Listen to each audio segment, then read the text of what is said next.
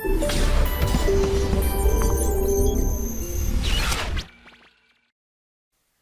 Students, I am Ishani Rathore, faculty of biology. और आज हम स्टार्ट करने वाले, इनफैक्ट स्टार्ट नहीं, आज हम खत्म करने वाले हैं control and coordination chapter. So last class में अपन ने बेसिकली किसके बारे में पढ़ा था? हमने नर्वस सिस्टम के अंदर, न्यूरॉन्स के अंदर किस तरीके से इम्पल्स ट्रांसमिट होती है उसका मैकेनिज्म बहुत अच्छी तरीके से पढ़ लिया था। एंड आई होप आपको टॉपिक क्लियर भी होगा। आई नो वो टॉपिक बहुत हार्ड था, बट उस टॉपिक को आपने आई होप अच्छी तरीके से बार बार पढ़ा होगा, एटलीस्ट 2 बार तो वीडियो देखा ही होगा, एंड उसके बाद आपको समझ आ भी गया होगा। सो आज उसी के आगे की पिक्चर अपन को देखनी है। इन शॉर्ट हमें देखना है कि वो जो इम्पल्स यूं यूं यूं यूं कर कर जा रही थी, उसका लास्ट में एक्चुअली में होता क्या है, बेसिकली क्या रीजन है जिसके कारण वो इतना ज्यादा हमें बार बार पोलराइज, डीपोलराइज, रीपोलराइज, ये सब चीजें पढ़नी पड़ रही थी। चलो, तो पहले स्टार्ट करने से पहले एक बार क्विकली देख लेते हैं कि हमने लास्ट क्लास में पूरा ओवरऑल देखा क्या था। देखो, हमने लास्ट क्लास में देखा था कि ये हमारी न्यूरॉन है, एक न्यूरॉन है, ठीक। इस न्यूरॉन में इम्पल्स ट्रांसमिट होती है। इम्पल्स ट्रांसमिट होने का मतलब है कि भाई इम्पल्स को ट्रैवल करना पड़ रहा है, तो वो यहाँ से यहाँ इस डायरेक्शन में जा रही है। जब भी वो ट्रैवल करती है, शुरुआत कहाँ से होती है? डेंड्राइट से। डेंड्राइट से इंफॉर्मेशन जाती है कहाँ पे भाई? सेल बॉडी में जाती है। सेल बॉडी से कहाँ पे जाती है? एक्सॉन में जाती है। तो मेरे प्यारे बच्चों, अपन ने लास्ट में एक्सॉन पढ़ लिया था। हमने इम्पल्स को यहाँ से यहाँ, यहाँ से यहाँ, यहाँ से यहाँ कर करके एंड तक पहुंचा दिया था। एंड तक पहुंचाने के लिए हमने काफी ज्यादा कुछ बातें पढ़ी थी, और उन कुछ बातों में से कुछ 3 वर्ड्स बहुत ही इंपॉर्टेंट थे। याद करो क्या क्या थे। पहला वर्ड था पोलराइज स्टेट, ठीक है। दूसरा वर्ड था डीपोलराइज स्टेट, याद करो, आप सबको याद है कि नहीं। और तीसरा वर्ड है रीपोलराइज स्टेट। ये 3 स्टेट्स हमने पढ़ी थी, और इन स्टेट्स के कारण ही हमने इंफॉर्मेशन का फ्लो देखा था, ठीक। अगर आपको इंफॉर्मेशन का फ्लो याद आ रहा हो तो कुछ इसी तरीके से था। इंफॉर्मेशन स्टार्ट यहाँ से होती है एंड देन फ्लो करती करती like this, just follow this. देखो, यहाँ, फिर यहाँ, फिर यहाँ, ठीक है। फिर हमने पढ़ा था कि वो लास्ट तक पहुंच गई थी, और इसके पीछे कई सारे फैक्टर्स थे जो रीजन थे। अब हम पढ़ते हैं कि हमने इसको इन्फॉर्मेशन को यहाँ तक पहुंचा दिया, इसके आगे होता क्या है, क्यों हम इतना टाइम पास कर रहे हैं, कुछ रीजन है या हम सच में ही टाइम पास कर रहे हैं? तो एक्चुअली में इसका बहुत इंपॉर्टेंट रीजन है, जिसका सीक्वेंस, इनफैक्ट उसका सीक्रेट अभी आप जानने वाले हो। देखो, हमें जो टॉपिक पढ़ना है उससे पहले हमें एक बार लास्ट का ये जो पार्ट था ना, इन शॉर्ट एक्सॉन टर्मिनल, उसका एक पार्ट थोड़ा जूम करना पड़ेगा। तो ये जो डायग्राम आप देख रहे हो एक्चुअली में क्या है, आप एक्सॉन से जाते जाते जाते एक्सॉन टर्मिनल तक पहुंच चुके हो, और टर्मिनल में भी आपने एक साइनेप्टिक नॉब को जूम किया है। दिस इज 1 साइनेप्टिक नॉब, ठीक है। अगर यहाँ पे ध्यान से देखो तो तुम्हें समझ भी आ रहा होगा कि ये साइनेप्टिक नॉब है। और इस साइनेप्टिक नॉब में मैंने आपको बताया था कि यहाँ पे छोटी छोटी सी ऐसी बोरियां रखी हुई हैं, जैसी नहीं होती प्लास्टिक के बैग में कुछ कुछ भर रखा हो, एग्जैक्टली सेम ऐसी प्लास्टिक की बैग जैसी ही वेसाइकल्स होती हैं, और उनमें क्या भरे हुए होते हैं? न्यूरोट्रांसमीटर। तो ये रही आपकी वो vesicle, this is the vesicle. और इस वेसाइकल में भरा क्या है? न्यूरोट्रांसमीटर। न्यूरोट्रांसमीटर क्या होता है? बेसिकली वो केमिकल होता है जिसके कारण आप अपनी इंफॉर्मेशन को आगे पहुंचा पाओगे। अब देखो, इस कहानी को जितना ध्यान से और इंटरेस्ट से सुनोगे, तुम्हें कहानी और पिछली प्रीवियस वाले लेक्चर में भी जो सारी रामायण चल रही थी समझ आ जाएगी। देखो, यहाँ पे क्या हुआ, ये रही वेसाइकल्स। इन वेसाइकल्स में क्या भरे हुए हैं? भर भर के न्यूरोट्रांसमीटर, ठीक है। ऐसे खूब सारे वेसाइकल दिख रहे हैं तुमको। अब आ जाओ इधर की साइड, ये वाला जो पार्ट है, ये दिख रहा है आपको? इस पार्ट को समझने के लिए तुम्हें एक वर्ड याद करना पड़ेगा जो तुमने पहले पढ़ रखा होगा, जिसे हम बोलते हैं साइनैप्स। याद है? पढ़ रखा है, साइनैप्स पढ़ रखा है। अब एक्चुअली में साइनैप्स में 3 पार्ट्स आते हैं। सुनो, पहला पार्ट ये देखो, ये रहा। साइनैप्स में 3 पार्ट आते हैं। पहला होता है pre synaptic membrane. Pre synaptic membrane का मतलब क्या होता है? ये जो मेरा नॉब है, इस नॉब की खुद की मेम्ब्रेन, ये देखो, ये मेरा नॉब है, और इस नॉब की खुद की मेम्ब्रेन को हम बोलते हैं प्री साइनेप्टिक मेम्ब्रेन। समझ गए? जैसे ये है और ये है, ये पूरा पोर्शन है, ये वाला नॉब का मेम्ब्रेन है, तो इसको मैंने बोल दिया प्री साइनेप्टिक मेम्ब्रेन। डेफिनेटली ये बाद में है, तो ये क्या बन जाएगी? Post synaptic membrane. तो एक प्री हो गई, एक पोस्ट हो गई। तुमको पता है ना, वो शादियों में आजकल चलता है ना, pre wedding shoot, post wedding shoot, ये सब चीजें चलती हैं। तो प्री का मतलब क्या होता है? पहले, पोस्ट का मतलब क्या होता है, बाद में। तो इस गैप से पहले, ये जो बीच में तुम्हें दिख रहा है छोटू सा गैप, इस गैप से पहले की मेम्ब्रेन को क्या बोल दिया, प्री साइनेप्टिक मेम्ब्रेन। इस गैप के बाद की मेम्ब्रेन को बोल दिया पोस्ट साइनेप्टिक मेम्ब्रेन। सिंपल। अब आगे देखो, तो इस बीच के गैप को क्या बोला जाता है, देखो इस बीच के गैप को, जहां पे तुम्हें ये देखो छोटे छोटे से बबल्स जैसे कुछ दिख रहे हैं, छोटे छोटे बबल्स दिख रहे हैं, ये बबल्स वाला जो खाली एरिया है ना, इस एरिया को हम बोलते हैं साइनेप्टिक क्लेफ्ट। तो आज तक जो आप लोग पढ़ते आ रहे हो ना साइनेप्स, असली में वो साइनेप्स 3 चीजों से मिलके बना हुआ है। पहला प्री साइनेप्टिक मेम्ब्रेन, फिर बीच की खाली जगह जो यहाँ पर आई, दिस इज साइनेप्टिक क्लेफ्ट, और फिर आ जाता है आपका पोस्ट साइनेप्टिक मेम्ब्रेन। क्लियर है इतनी पिक्चर। अब दिक्कत ये थी कि अभी इंफॉर्मेशन ऐसे चल रही थी, स्टार्ट हुई डेंड्राइट से, पहुंच गई कहां पे, सेल बॉडी, सेल बॉडी से एक्सॉन से जाती जाती एंड तक पहुंच गई। अब एंड तक डेफिनेटली कहां पर पहुंच गई, प्री साइनेप्टिक मेम्ब्रेन तक। हमने ये सारा जो ड्रामा किया है, राइट, स्टार्टिंग फ्रॉम अपन ने एक्सॉन से स्टार्ट किया था, सोडियम पोटाशियम से कर करके ड्रामा कर करके अपन ने उस इंफॉर्मेशन को लास्ट में पहुंचा दिया। उस इंफॉर्मेशन को लास्ट में पहुंचाने का जो पूरा गेम था वो हमने क्यों खेला, क्योंकि हमें एक्चुअली में क्या चाहिए वो अब तुम सुनो।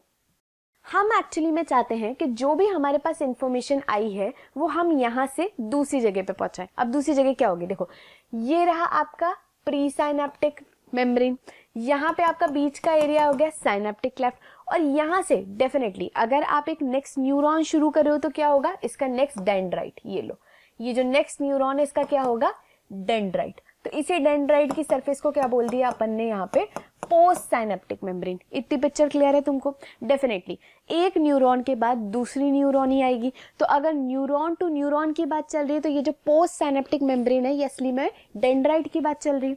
या अगर तुम कहना चाह रहे हो कि नहीं यार मेरी इच्छा नहीं हो रही न्यूरॉन रखने की, मसल रख दो, कोई दिक्कत नहीं है, तो ये रही आपकी न्यूरॉन, न्यूरॉन के बीच का साइनेप्स, और साइनेप्स के बाद मसल आ गई, तो वहां पे मसल की मेम्ब्रेन को आप पोस्ट साइनेप्टिक मेम्ब्रेन बोल दोगे। तो it can be a neuromuscular junction और it can be a neuron neuron junction. ये दोनों वर्ड्स फेमिलियर हो ना, सुन रखे होंगे। जिन भी बच्चों ने अच्छी किताबें पढ़ी हो उन्होंने ये वर्ड्स सुने होंगे। एक लिखा हुआ होगा न्यूरो मस्क्यूलर जंक्शन, न्यूरोमस्कुलर नाम से पता चल रहा है न्यूरॉन और मसल के बीच का जंक्शन, और एक है न्यूरॉन न्यूरॉन का जंक्शन। क्लियर है। अब ध्यान से देखो, मुझे इंफॉर्मेशन को, मतलब मैं इधर खड़ी होती हूँ क्योंकि अभी पूरा सीक्वेंस यहाँ से चल रहा था ना, डेंड्रॉन, सेल बॉडी, एक्सॉन। मैं एक्सॉन के एंड तक आ चुकी हूँ, मैं इंफॉर्मेशन हूँ, मैं एक्सॉन के एंड तक आ चुकी हूँ। मेरे सामने एक बड़ा सा कुआं है, मुझे उसमें से कूद के जाना है उस जगह पे। तो यार मुझे कुछ तो, मतलब तुम समझ रहे हो, इस सीक्वेंस को कुछ इस तरीके से समझो। इमेजिन करो तुम यहाँ पर हो, है ना, इधर हो, ये कोई लैंड वाली जगह, इमेजिन करो ये कोई लैंड वाली जगह, इधर बीच में ना एकदम से पानी आ गया, भयंकर वाली नदी आ गई, नदी भी छोड़ो तुम तो ओशियन ही ले लो, ओशियन आ गया, और उसके बाद इस जगह पे वापस से एक लैंड आया। तो तुमको यार इधर से अगर इधर जाना है तो बीच में कुछ तो चाहिए होगा, तो क्या पता तुम्हें एक शिप ही मिल जाए, तुम शिप के सहारे चल जाओगे। तो मैं वही इंफॉर्मेशन हूँ जो चाहती है इस न्यूरॉन से दूसरे न्यूरॉन तक जाना, पर बीच में तो एक कुआं तो नहीं है, कुआं तो छोटा होता है, ओशियन जैसी जगह आ गई, और हमारे लिए वो ओशियन जैसा गैप क्या है, साइनेप्स।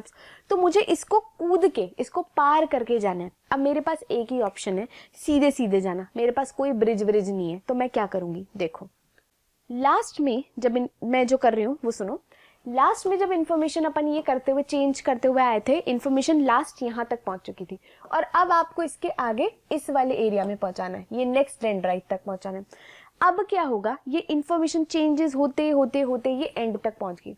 जैसे ही एंड तक पहुंचती है तो तुम समझ रहे हो यहाँ पे क्या चल रहा था, पहले प्लस प्लस माइनस माइनस अंदर, फिर इस एरिया में चेंज करके हमने यहाँ डीपोलराइज किया, फिर इस एरिया को डीपोलराइज किया, फिर इस एरिया को डीपोलराइज किया। ये जो मैं उल्टा साइन बना रही हूँ इसका मतलब डीपोलराइज है। आई होप बच्चों तुम समझ रहे हो, मैंने माइनस बाहर किया है, अंदर पॉजिटिव किया है, मतलब मैं डीपोलराइज स्टेट दिखा रही हूँ। और फाइनली मैं इस एंड तक पहुंच गई जिसको मैंने डीपोलराइज कर दिया।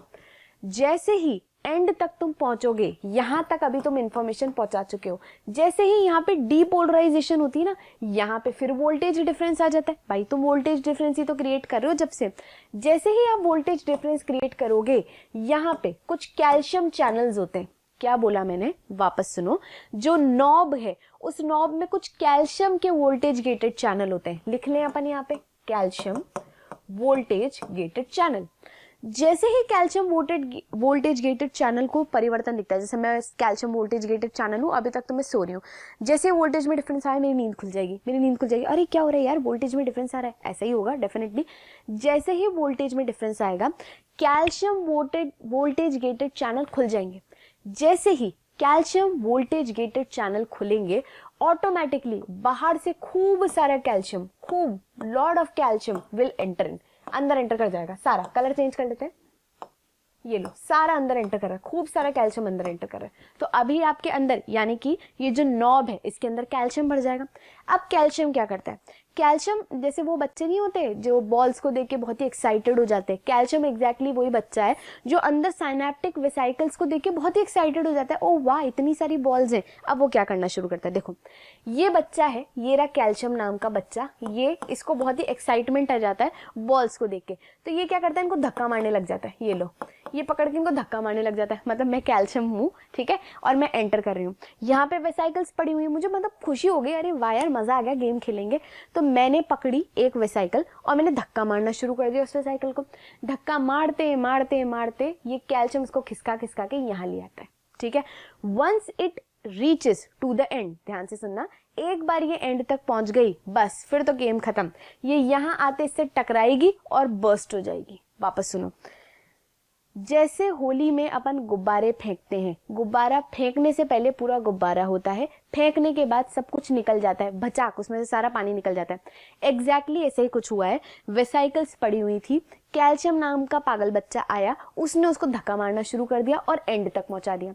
जैसे ही उसने उसको एंड तक पहुंचाया वो वॉल से, प्री साइनेप्टिक मेम्ब्रेन से टकरा के भच फट गई, ठीक है। और फटते ही ये देखो लाइन से तुम्हें दिख रहा है खूब सारी छोटी छोटी बॉल्स दिख रही जो कि एक बार इसके अंदर थी। तो एक्चुअली में क्या हुआ है, इसके अंदर का जो न्यूरोट्रांसमीटर था, इसके अंदर जो न्यूरोट्रांसमीटर है जिसका नाम है एसिटाइल कोलिन, इसका नाम क्या है, एसिटाइल कोलिन, ये सारा का सारा रिलीज हो गया। अब तुम खुद सोचो अपना कॉमन सेंस यूज करके, प्री साइनेप्टिक मेम्ब्रेन से वेसाइकल फट के न्यूरोट्रांसमीटर कहाँ रिलीज करेगा, बीच की जगह पे रिलीज करेगा, और इस बीच की जगह का नाम क्या है, साइनेप्टिक क्लेफ्ट। अब साइनेप्टिक क्लेफ्ट से क्या होगा, ये मतलब इस साइड थे हम, सो डेफिनेटली अब तुम लोग समझ गए कि अब यहाँ पे कैल्शियम बीच में पहुंच चुका है, साइनेप्टिक क्लेफ्ट में पहुंच चुका है, तो यहाँ पे कोई मजे तो करेगा नहीं, वो डेफिनेटली आगे ही बढ़ेगा। जैसे ही वो आगे बढ़ेगा वो कहाँ पे पहुंच जाएगा, पोस्ट साइनेप्टिक मेम्ब्रेन पे। ध्यान से देख रहे हो तुम, अगर तुम अब वापस ध्यान से देख रहे हो तो यहाँ पे लगे हुए हैं रिसेप्टर्स, और ये रिसेप्टर से जाके कैल्शियम चिपक जाता है। जैसे ही रिसेप्टर से कैल्शियम चिपकता है यहाँ के गेट खुल जाते हैं, यानी कि ये तो रहा एंड और ये रहा दूसरे वाले का डेंड्रॉन। तो यहाँ पे जैसे ये सारा ड्रामा हुआ, ये न्यूरोट्रांसमीटर यहाँ पे गए और ये न्यूरोट्रांसमीटर जाके किससे चिपक गए, इन रिसेप्टर्स से चिपक गए। ये जैसे ही इस रिसेप्टर से जाके चिपकता है, इस चीज को मैं वापस समझा रही हूँ कहीं तुम कंफ्यूज ना हो जाओ, इसलिए हम कलर्स चेंज करके पढ़ते हैं। रुको, ये तो रहा हमारा एक्सॉन एंड, ठीक, इधर से हमने न्यूरोट्रांसमीटर इधर ये दो ऐसे गया था, ये रही सिनेप्टिक वेसिकल, इससे न्यूरोट्रांसमीटर निकल गया, ये रहा, ठीक है। अब आ रही हूं मैं दूसरी डेंड्राइट पे, ये लो मेरी डेंड्राइट, ठीक है। यहाँ पे इनके ऊपर क्या है, न्यूरोट्रांसमीटर, ब्लैक कलर से बनाते हैं अपन, ये लो ये रहे न्यूरोट्रांसमीटर इस तरीके से, ये ब्लू है, कलर नहीं हुआ ब्लैक, ठीक है। ये न्यूरोट्रांसमीटर रिसेप्टर्स है। अब क्या होगा, ये न्यूरोट्रांसमीटर जाके इस पे चिपक जाएंगे, ये लो चिपक गई रिसेप्टर से। जैसे ही रिसेप्टर पे जाके कैल्शियम बाइंड हो जाएगा, इमीडिएटली यहाँ पे भी सोडियम के गेट खुल जाएंगे, यहाँ पे भी जो सोडियम के गेट बंद पड़े हुए थे वो भी खुल जाएंगे। और जैसे ही सोडियम का गेट खुलेगा, जो सारा ड्रामा हमारी इस न्यूरॉन पे हुआ है, एग्जैक्टली वो सेम ड्रामा हमारी दूसरी न्यूरॉन पे होगा। वो गेम उस न्यूरॉन पे चलेगा, वो सबवे सर्फर की तरह वो गेम ना था ना, कैल्शियम तो सबसे लास्ट में था, sodium potassium sodium potassium sodium potassium, जो चेंज करता हुआ एंड तक पहुंचा। एंड इसी तरीके से आप सारी जितनी इम्पल्सेस है ना, जो राइट अभी आप मेरी बातें सुन सुन के भी अपनी नॉन माइलिनेटेड न्यूरॉन में जो इन्फॉर्मेशन भेज रहे हो ना, वो एग्जैक्टली इसी तरीके से भेज रहे हो। जो कल का लेक्चर हमने पढ़ा था उसमें आगे के न्यूरॉन के बारे में पढ़ा था, और आज हमने एंड में अल्टीमेटली क्या होता है उसके बारे में पढ़ लिया। सो ये वाला टॉपिक कंप्लीट हुआ। अब एक चीज जो आखिरी तुम्हें देखनी है, देखो अगर तुम इस पिक्चर को ध्यान से देख रहे हो तो कुछ इस तरीके से बन रहा है प्री साइनेप्टिक सेल, वही जो हम डिस्कस कर चुके हैं। ये बीच का एरिया साइनेप्टिक क्लेफ्ट है और ये वाला जो एरिया है वो पोस्ट साइनेप्टिक एरिया है। यहाँ से आपके देखो, ध्यान से देख रहे हो, छोटे छोटे से न्यूरोट्रांसमीटर निकल रहे हैं और वो जाके रिसेप्टर पे चिपक रहे हैं। अगर तुम ध्यान से देख रहे हो तो रिसेप्टर यूं है और उस पे जाके कुछ इस तरीके से, रुको 1 मिनट, इस तरीके से ये रहा हमारा क्या, न्यूरोट्रांसमीटर, और ये रहा रिसेप्टर।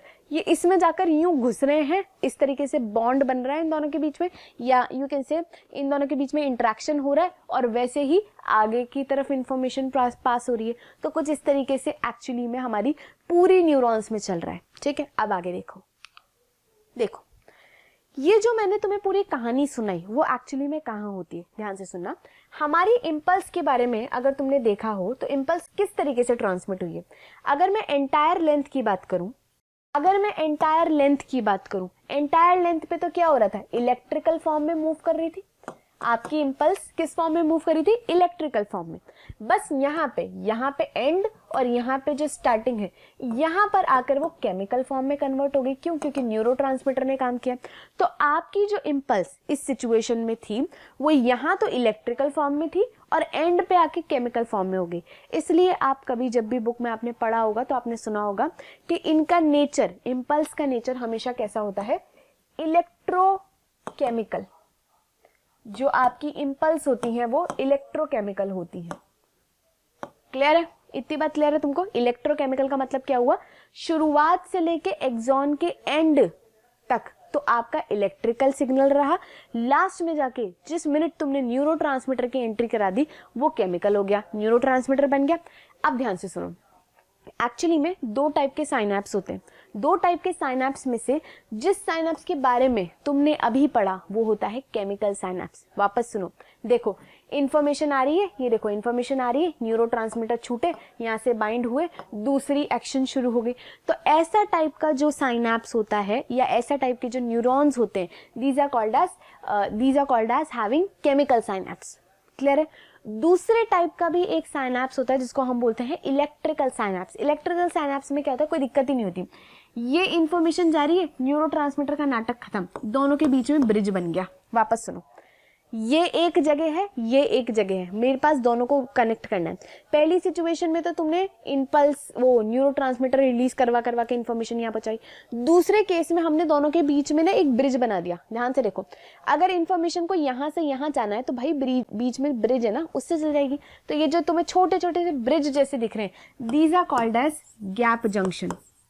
इन्हें हम क्या बोलते हैं, गैप जंक्शन। बट मेरे प्यारे बच्चों ध्यान से सुनो, तुम्हारे पास, हालांकि ये बात सुन लो ध्यान से, इलेक्ट्रिकल जो साइनैप्स होते हैं ना उनमें इंफॉर्मेशन और जल्दी पास ऑन होती है। केमिकल साइनैप्स थोड़ा सा टाइम ले लेती है, क्योंकि भाई यार तुम भी समझ रहे हो ना, कॉम्प्लेक्सिटी ज्यादा है। पर आपके पास केमिकल साइनैप्स होते हैं। समझ लो इस बात को कि ह्यूमन सोचता है हमारे पास सब कुछ शानदार है, हम मानते हैं कि इस दुनिया में जितनी भी बढ़िया चीजें आई ना हमारे पास ही हैं। वो तो भैया हमारे पास दिमाग है, हमारे पास सब कुछ है।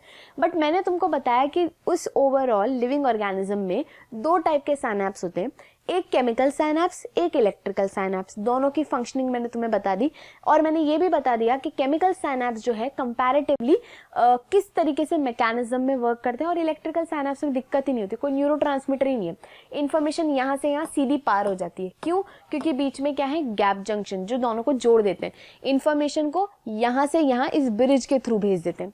फिर भी तुम्हारे पास केमिकल जंक्शन क्यों है तुम्हारे पास केमिकल साइनैप्स, इलेक्ट्रिकल साइनैप्स क्यों नहीं है?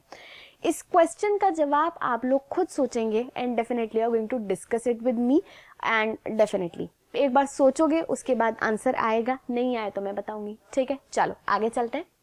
ओके, विद दिस हमारा न्यूरॉन वाला टॉपिक कंप्लीट होता है। अब आ जाओ, देखो नर्वस सिस्टम में तुमको पता है, मैं ये बता चुकी हूँ कि हमारे पास एक सेंट्रल नर्वस सिस्टम है, एक पेरिफेरल नर्वस सिस्टम है। सेंट्रल नर्वस सिस्टम में ब्रेन और स्पाइनल कॉर्ड है जो कि आपके सेंट्रल लोकेशन पे है, एंड नेक्स्ट आपके पास है peripheral nervous system. Peripheral nervous system क्या करता है, आपकी पूरी बॉडी से इंफॉर्मेशन को ले जा के आपके सेंट्रल नर्वस सिस्टम को देता है। तो इन बॉक्स को तुम ध्यान से देखो, यही लिख रहा है nervous system CNS central nervous system, ये रहा ब्रेन, ये रहा स्पाइनल कॉर्ड, और स्पाइनल कॉर्ड को तुम मान के चलोगे कि ये ब्रेन का सेक्रेटरी है। ऐसे इमेजिन कर लो, तुम्हें बहुत इजीली याद रहेगी चीज। देखो ब्रेन तो है बॉस, बी से ब्रेन, बी से बॉस। स्पाइनल कॉर्ड कौन है? देखो एस से स्पाइनल कॉर्ड, एस से सेक्रेटरी। ये एक्चुअली में क्या है? स्पाइनल कॉर्ड जो है ये ब्रेन की सेक्रेटरी है, ये लो ब्रेन की सेक्रेटरी। और ये कौन है? बॉस। ये लो, ये रहा हमारा ब्रेन, दी बॉस। ओके, इधर आओ peripheral nervous system. Peripheral nervous system का काम होता है मैसेजेस को कैरी करना। इन शॉर्ट, ये जो तुम अभी इतनी देर से ड्रामा पढ़ रहे थे ना, न्यूरॉन्स में किस तरीके से इम्पल्स ट्रांसमिट होती है, तो ये एग्जैक्टली ऐसे ही इंफॉर्मेशन पास ऑन होती है तुम्हारे हर एक बॉडी पार्ट से तुम्हारे CNS को। तो ये देख लो, ये लिख रहा है peripheral nervous system carries messages to and fro from CNS। इसका मतलब है मैसेज यहां से यूं जाता है, यूं से यूं आता है PNS के थ्रू। ठीक है, अब आगे देखो, PNS में भी फर्दर हमने इसको दो पार्ट्स में डिवाइड कर दिया। एक हमने डिवाइड किया इसको सोमेटिक नर्वस सिस्टम में, और एक हमने डिवाइड किया इसको ऑटोनॉमिक नर्वस सिस्टम में। इसको हम ऐसे सिंपल भी लिख देते हैं, इसको लिखा जाता है SNS यानी कि सोमेटिक नर्वस सिस्टम, इसको लिखा जाता है ऑटोनॉमिक नर्वस सिस्टम। दोनों लिख सकते हैं, तो फुल फॉर्म शॉर्ट फॉर्म में कंफ्यूज मत होना। देखो सोमेटिक वर्ड का मतलब तुमको पता है, डेफिनेटली पता ही होगा।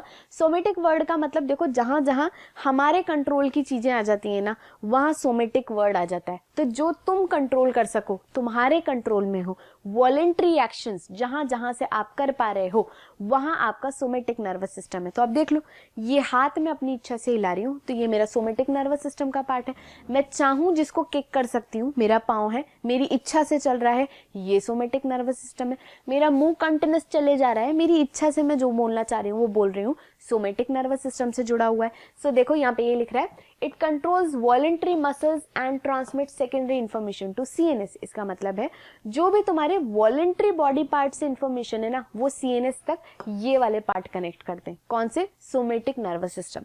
दूसरा है तुम्हारे पास ऑटोनॉमिक नर्वस सिस्टम, नाम से पता चल रहा है ऑटोमेटिक। तो जो आप कंट्रोल ना कर पाओ, मैं मेरे दिल को कंट्रोल नहीं कर पा रही, मैं मेरे लंग्स को कंट्रोल नहीं कर पा रही, मैं मेरी किडनी को कंट्रोल नहीं कर पा रही, तो जिन जिन को तुम कंट्रोल नहीं कर सकते, यानी कि इनवॉलेंट्री फंक्शंस जो भी आपके CNS से रिलेटेड हैं, वहां तक इंफॉर्मेशन पहुंचाने का काम किसका है? Autonomic nervous system. ठीक है, अब फर्दर ऑटोनॉमिक नर्वस सिस्टम दो में डिवाइड हो जाता है, जिसको हम बोलते हैं sympathetic nervous system and parasympathetic nervous system. इसका मतलब क्या होता है? देखो सिंपैथेटिक नर्वस सिस्टम, देखो लाइन लिख रही है, arouses body to expend energy. In short अगर मैं तुम्हें बहुत सिंपल वे में बताऊं ना, तो जो तुम्हारी बॉडी की ऑर्गन्स को बढ़िया काम करवाता है वो सिंपैथेटिक नर्वस सिस्टम, और जो स्लो डाउन कर देता है वो पैरासिम्पैथेटिक नर्वस सिस्टम है। इसका मतलब क्या हुआ? देखो कोई अपन ने ना अपन ने एड्रेनलिन हार्मोन के बारे में पढ़ा था। एड्रेनलिन हार्मोन में अपन ने क्या पढ़ा था? बॉडी में अपन एकदम से धमाधम काम करने लग जाते हैं। तो तुम देख रहे हो हमारे बॉडी के ऑर्गन्स एकदम फटाफट काम करने लग जाते हैं। तो वो जो फटाफट वाली स्टेज है सिंपैथेटिक, देन वापस से back to normal slow down state parasympathetic है। तो ये तुमसे ज्यादा एनर्जी खर्च करवाता है, ये तुम्हारी एनर्जी को कंजर्व करता है, मेंटेन करता है। So this is the difference between the sympathetic and parasympathetic. In short nervous system CNS PNS, CNS में brain and spinal cord, PNS में बाकी सब कुछ आ गया। PNS को फर्दर डिवाइड करोगे, सोमेटिक नर्वस सिस्टम जो आपके कंट्रोल में है, ऑटोनॉमिक नर्वस सिस्टम जो आपके कंट्रोल में नहीं है।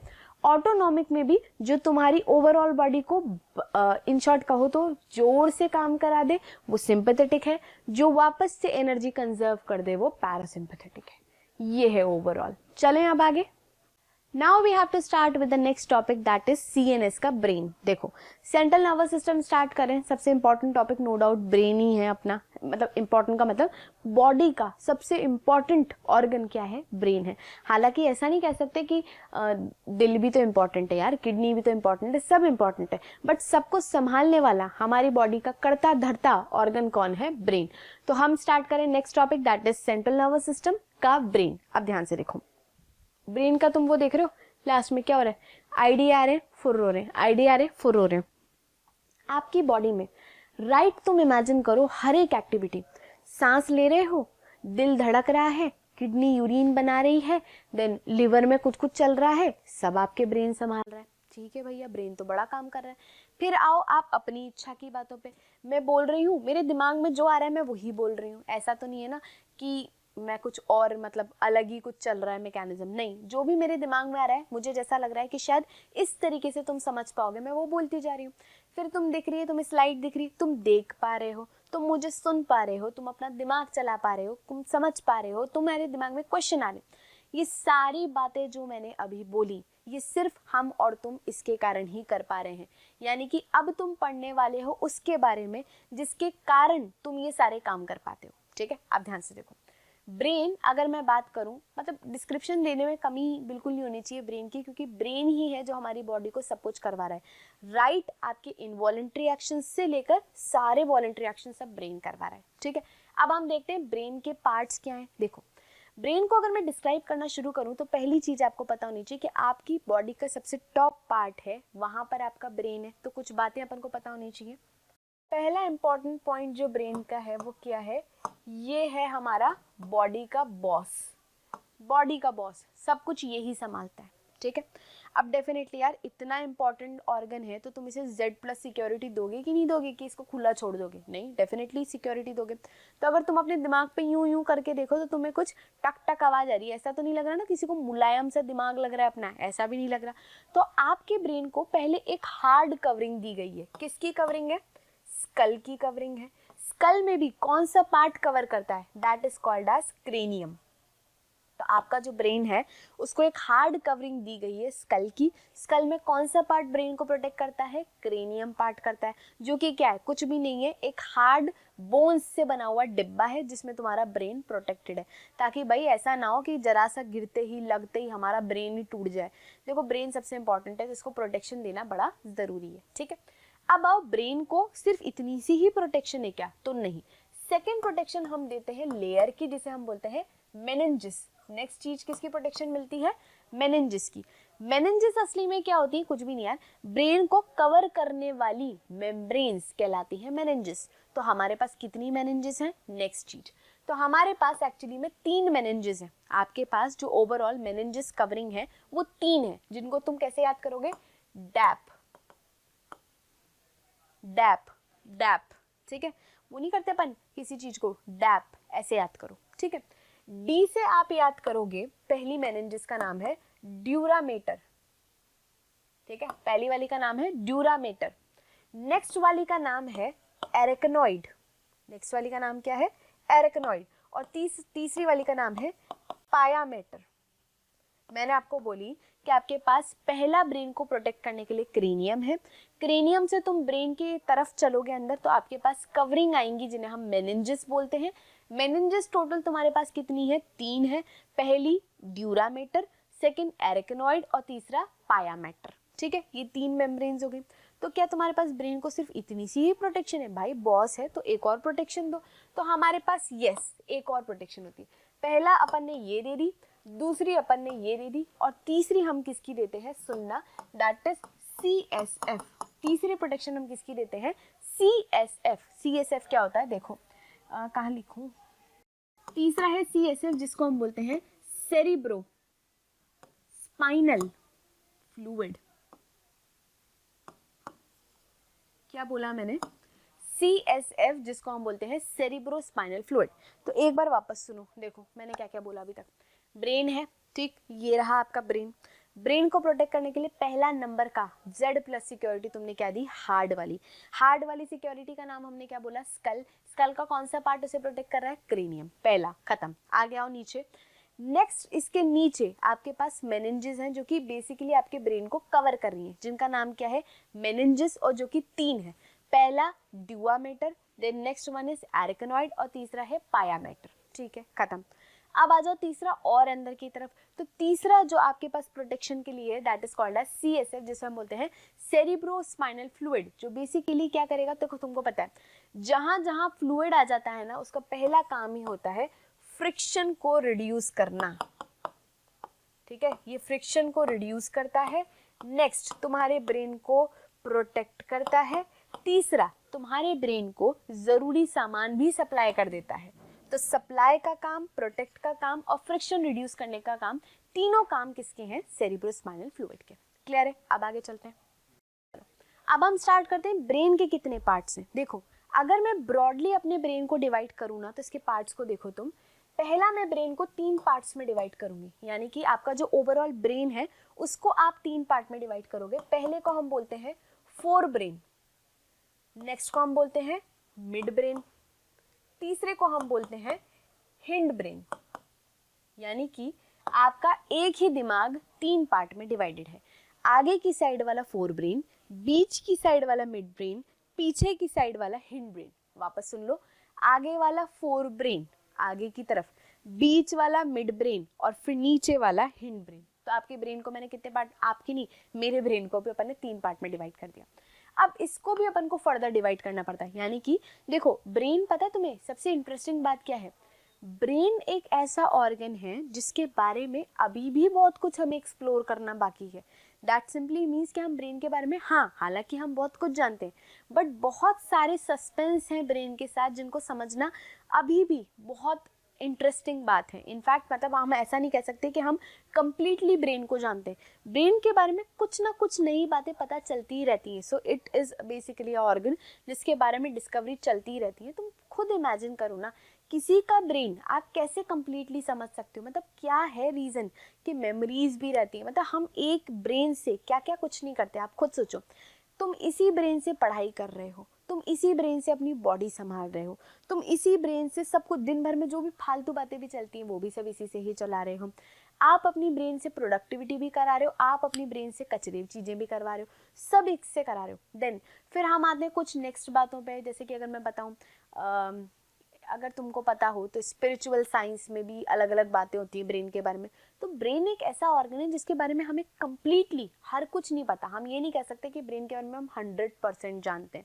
फिर हमें कम्प्लीटली अगर मैं बात करूँ तो ब्रेन एक तरीके से हम बोल सकते हैं मैजिक बॉक्स है। ठीक है, अब आगे देखो, मैं बात कर रही हूँ फोर ब्रेन की। फोर ब्रेन को हम फर्दर डिवाइड कर रहे हैं 3 में, यानी कि इसके अंदर आपको 3 चीज़ें पढ़नी है। क्या क्या, वो देखो।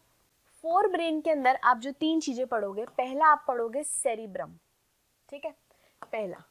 फिर नेक्स्ट आप पढ़ोगे डाइंसेफेलॉन, सेकेंड आप क्या पढ़ोगे, डाइंसेफेलॉन, और तीसरा आप पढ़ोगे olfactory lobe. The third one will be olfactory lobe. तो यानी कि आप आपके फोर ब्रेन से पहले पार्ट से 3 पार्ट को पढ़ोगे, सेरिब्रम को पढ़ोगे, डाइंसेफेलॉन को पढ़ोगे, ऑल्फैक्टरी लोब को पढ़ोगे। पहले एक बार ब्रेन को देख ही लेते हैं अपन को क्या क्या पढ़ना है। फिर नेक्स्ट आते हैं अपन मिड ब्रेन पे। मिड ब्रेन के अंदर अपन क्या पढ़ते हैं, बेसिकली मिड ब्रेन के अंदर अपन पढ़ेंगे, वैसे तो मिड ब्रेन के बारे में ज़्यादा डिटेल में पढ़ा नहीं जाता, बट फिर भी इसके अंदर हम पढ़ते हैं कॉर्पोरा क्वाड्री जेमिना के बारे में। ठीक है, इसके बारे में पढ़ेंगे। फिर हालांकि इसके बारे में अपन डिटेल नहीं पढ़ेंगे, पहले बता देती हूँ। फिर आ जाता है अपना तीसरा part, that is hind brain. Hind brain के बारे में हम क्या क्या पढ़ेंगे, हम पढ़ेंगे पॉन्स के बारे में, हम पढ़ेंगे मेड्यूला के बारे में, और हम पढ़ेंगे सेरिबेलम के बारे में। ये 3 बातें हम पढ़ेंगे। सो इन शॉर्ट हमारा जो ओवरऑल ब्रेन है वो किस तरीके से डिवाइडेड है और क्या क्या पार्ट्स हैं वो हमें पढ़ने। चलो स्टार्ट कर रहे हैं हम पहले पार्ट से, फोर ब्रेन। फोर ब्रेन में भी हमें पहला पार्ट क्या पढ़ना है, सेरिब्रम। देखो, ह्यूमंस के अंदर, मतलब हम अगर बात करें ना, राइट स्टार्टिंग फ्रॉम मछलियाँ, फिर एम्फीबियन, फिर रेप्टाइल, फिर aves and then mammal. Mammals के पास हम कहते हैं सबसे ज़्यादा दिमाग है। हम हमेशा ये कहते हैं ना, हमारे पास सबसे ज़्यादा दिमाग है, we have most developed brain. इसका रीज़न है आपके पास सबसे ज़्यादा डेवलप्ड सेरिब्रम है। ये बात बहुत इम्पॉर्टेंट है। हमारे पास यानी कि ह्यूमंस के पास हमारा जो सेरिब्रम है वो बहुत ही तगड़ा वाला डेवलप्ड है, जिसके कारण हम बाकी ऑर्गेनिज्म से ज़्यादा सोचने समझने की क्षमता रखते हैं, ज़्यादा अच्छी तरीके से सब चीज़ों को संभाल पा रहे हैं। इन शॉर्ट अगर मैं बोलूँ, ह्यूमन ने अपने आसपास के रिसोर्सेज को यूज़ करना बहुत अच्छी तरीके से सीखा। कंपैरेटिवली ऐसे नहीं कह सकते कि तुम बाकी जानवरों में दिमाग नहीं। तुम बात करो, if you are friendly with animals, तो तुमने देखा होगा dogs can understand your things. आप उनसे बात करोगे वो समझते हैं तुम क्या बोलना चाह रहे हो, बिल्लियाँ समझती हैं तुम क्या बोलना चाह रहे हो, तोते समझते हैं तुमसे इंटरेक्ट कर सकते हैं, एलिफेंट्स सारी बातें समझते हैं तुम जो बोलते हो। बट क्यों वो हमारे जितने समझदार हैं, तो अगर समझदार हैं तो क्यों हमारे जितने रूलिंग पावर नहीं बन पाए, क्योंकि हमारा सेरिब्रम सबसे ज़्यादा डेवलप्ड है। ठीक है, तो ये था पहला फैक्ट। अब आओ आगे चलते हैं, सेरिब्रम है कैसे। देखो, सेरेब्रम ओवरऑल अगर मैं बात करूं तो आप ब्रेन को अब ऊपर से इमेजिन करोगे। ये जो करंट अभी पिक्चर तुम्हें दिख रही है वो बेसिकली इस पार्ट से यूं नहीं है, वो बेसिकली इस पार्ट से, ठीक है। सो आपका सेरेब्रम जो है ओवरऑल जो ब्रेन है वो 2 हेमिस्फीयर में डिवाइडेड होता है। पहली बात क्या बोली मैंने, जो ब्रेन है वो 2 हेमिस्फीयर में डिवाइडेड रहता है और इन हेमिस्फीयर को हम क्या बोलेंगे, सिंपल है, एक लेफ्ट हेमिस्फीयर, एक राइट हेमिस्फीयर। क्लियर है बच्चों, क्या बोला हमने कि यानी कि अगर तुम अपने ब्रेन को काटोगे तो बिल्कुल इक्वल पार्ट्स मिलेंगे तुम्हें, एक लेफ्ट हेमिस्फीयर की फॉर्म में, एक राइट हेमिस्फीयर की फॉर्म में, ठीक है। सो सेरिब्रम क्योंकि मेन पार्ट ऊपर का यही है तो ये डिवाइड हो जाता है 2 पार्ट में, लेफ्ट एंड राइट। क्लियर है। अब डेफिनेटली यार 2 पार्ट है तो दोनों को एक दूसरे से जोड़ना जरूरी है। ये लेफ्ट पार्ट है और ये राइट पार्ट है। अब इमेजिन करो ऐसा होता कि ये रहा लेफ्ट पार्ट, ये रहा राइट पार्ट, ये कुछ काम कर रहा है, ये कुछ काम कर रहा है। सपोज करो इस वाले पार्ट से तुम्हारा इधर का साइड का देखने का चल रहा होता, फिर इधर के साइड से तुम्हारा सुनने का चल रहा होता। अगर ये कोऑर्डिनेटेड ही नहीं होते तो क्या तुम रिस्पॉन्स दे पाते? अभी अगर तुम अपनी करंट सिचुएशन देखो तो देखना हो गया, तो देखना, सुनना, बोलना, समझना सब एक साथ कर रहे हो तुम। क्यों? क्योंकि दोनों पार्ट आपके कोऑर्डिनेशन में काम करें। So this part and this part दोनों हैं वो एक दूसरे से जुड़े हुए हैं by a structure called as corpus callosum. Corpus callosum क्या है? एक तरीके से नर्व्स का वो फाइबर ब्रिज है जो कि इस पार्ट को इस पार्ट से जोड़ रहा है। समझ गए?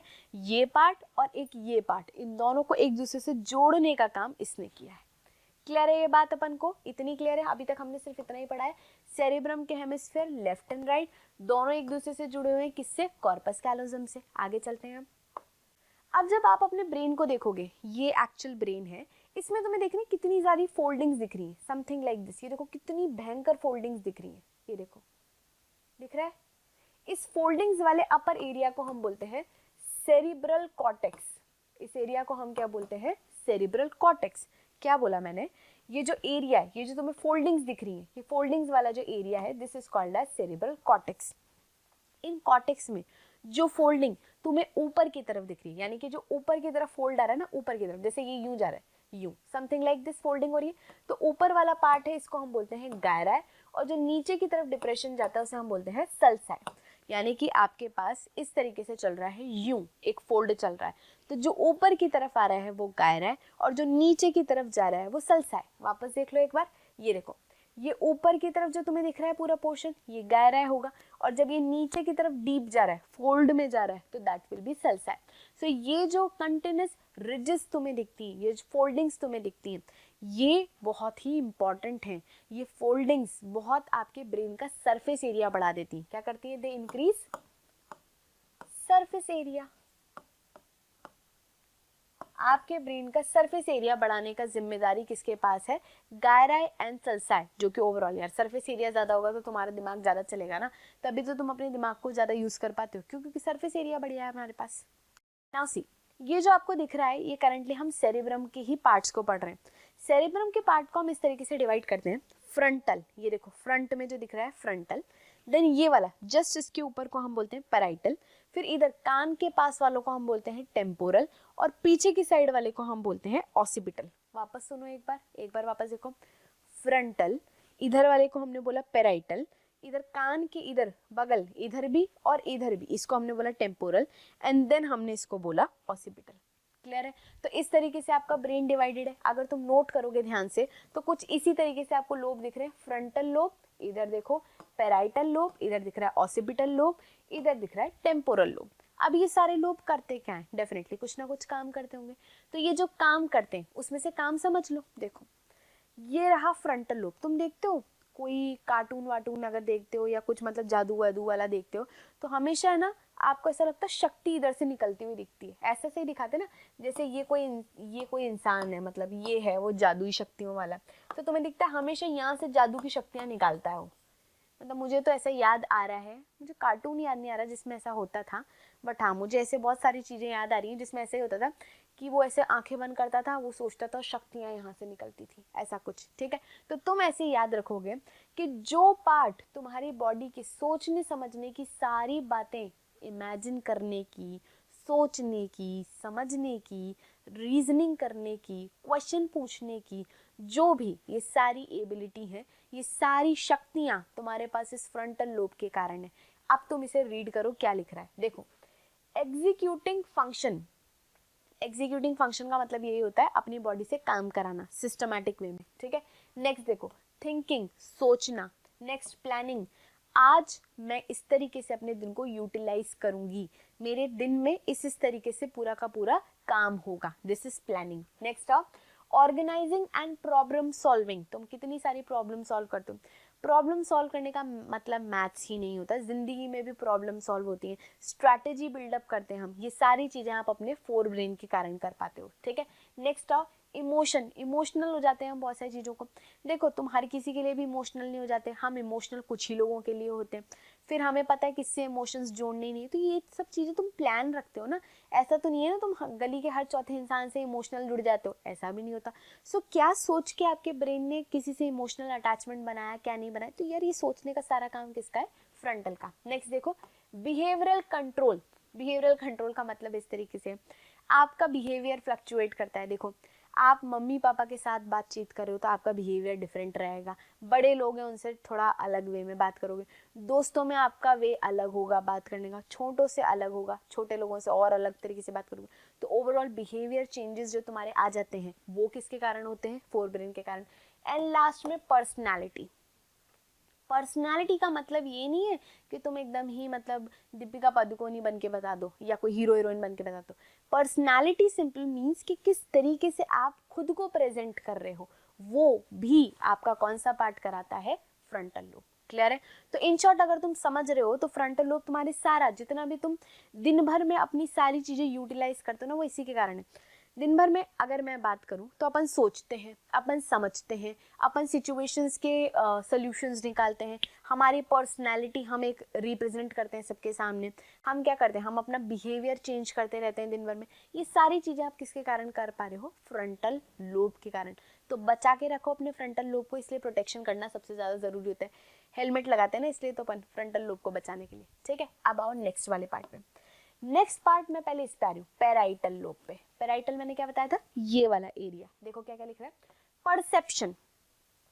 परसेप्शन का मतलब क्या होता है, आपने कुछ सोचा, ठीक, अपन कहते हैं ना यार आपने इसके बारे में परसेप्शन बना लिया, यानी कि तुमने इतने टाइम में मेरे बारे में कुछ तो परसेप्शन बनाया होगा कि यार अच्छा ये है, इनके बारे में मैंने मतलब कुछ तो परसेप्शन बन ही जाता है इतने टाइम में हमारा।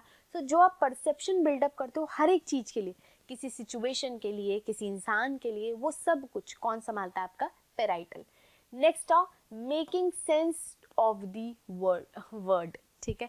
जो ओवरऑल बातें हैं, जो ओवरऑल बातें हैं उनका जो तुम सेंस क्रिएट करने की कोशिश करते हो वो ही पैराइटल बनाता है। नेक्स्ट अर्थमेटिक स्पेलिंग, स्पेलिंग से रिलेटेड जो लोग भी स्पेलिंग गलतियां करते हैं उनका पैराइटल लोब बड़ा दिक्कत करता है, मतलब ये तो मजाक था, but yes parietal lobe controls your basic, ये जो आपका स्पेलिंग्स वाला पार्ट है, जो तुम्हारा स्पीच वाला जो पार्ट है, जो तुम्हारा इन शॉर्ट कॉम्प्रिहेंशन पार्ट है, सब संभालता है, ठीक है।